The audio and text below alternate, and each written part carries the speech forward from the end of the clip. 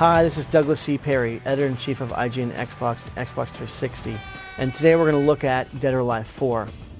So Dead or Alive 4 is obviously the fourth game in the Tecmo series, a fighting series that was born in the arcades from the Virtua Fighter series, and which Tomonobu Itagaki has created into a sort of fan-based series, a fighting series that stands on its own legs and has really gotten people interested in it from both a graphic standpoint and from a gameplay standpoint.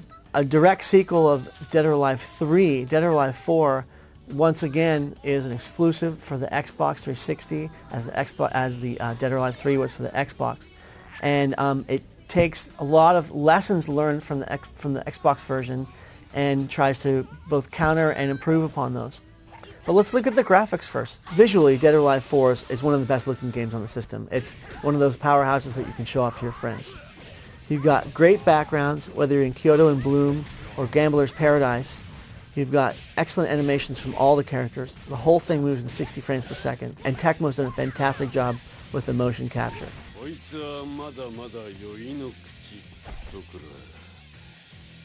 Everything's in high res, everything looks beautiful. There are fantastic reflections, moving fluid cloth and hair, moving water, tons of close-ups and softened distance blurring. And in general, the only thing that I think is kind of negative about the game is that the characters look like enhanced versions of old characters. They don't look necessarily that much more realistic.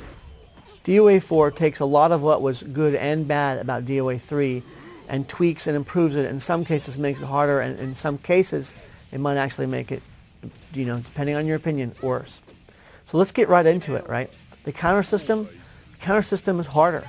There's a shorter window of attack, so you're not going to be doing a huge amount of counters unless you're really good at it. It's still very integral to the game, but you really have to be very, very good at counters now. You can't just throw them off randomly. There's more of a ground game. High and mid counters throw opponents on the ground, so you're unable to do get-up attacks all the time. You're going to have to work on that. That makes it a little bit more interesting, a little bit harder game. You've got environmental objects, cars, cheetahs, pterodactyls, all sorts of things that you can use to your advantage, which makes the game a little more interesting. And then of course there's the second tier levels, where if I might knock you off of a building or a rock or cliff, you're going to go down and you're going to get hit. You're not going to lose all your health like in DOA 3, but you'll have one little sliver left. I think even the hits in general don't take off as many points as they did before, so you're going to have longer games. When you look at the game overall, DOA 4 has a phenomenal amount of modes. A lot of them are basic. There's story and there's an online mode, which is actually, very good. But there's survival and time attack, tag team, and all sorts of little neat things like you can take pictures and snapshots of your characters. You can go into Battle Viewer and watch all the movies that you've watched before. You can go into options and tweak all sorts of things to your liking. There are 16 basic characters that are available right away in the story mode. And once you've unlocked all those characters, you'll unlock another whole 6 characters for a total of 22 characters in all. One of those is the Spartan from the Halo series, which is a sort of a throwing sort of wrestler brawler who, if you like that kind of character, is very fun to play. Finally, what really is going to make or break DOA 4, and I think in this case it makes it, is the online options. It's weird to compare it graphically to the main part of the game because it's super deformed and it's really cutey and there's like ghosts and trees and all sorts of weird crap. But actually, it's kind of fun and it makes for a good time online. So there are an enormous amount of options. And one of the best things I like is that when you set up a customized game, you can actually set aside friend slots from up to 16.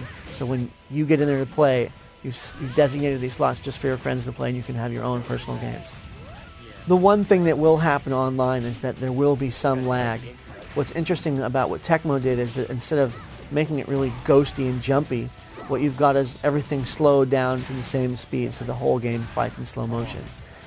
All on games have some kind of lag. This is one way of handling it, and it's not a bad way. In short, DOA 4 may not be the best game in the series. It corrects a lot of things from DOA 3 and makes a lot of things a lot harder. There's cheaper AI in the story mode. The counter system is much harder. There's more of a ground game, and there are fewer get-up attacks. But you've got a great online mode. You've got an enormous amount of costumes, a phenomenal amount of options, great game modes, and a beautiful game overall. We gave it a 9.0, and we think people are going to like it once they figure out and really flesh out the game as we move through the year of 2006.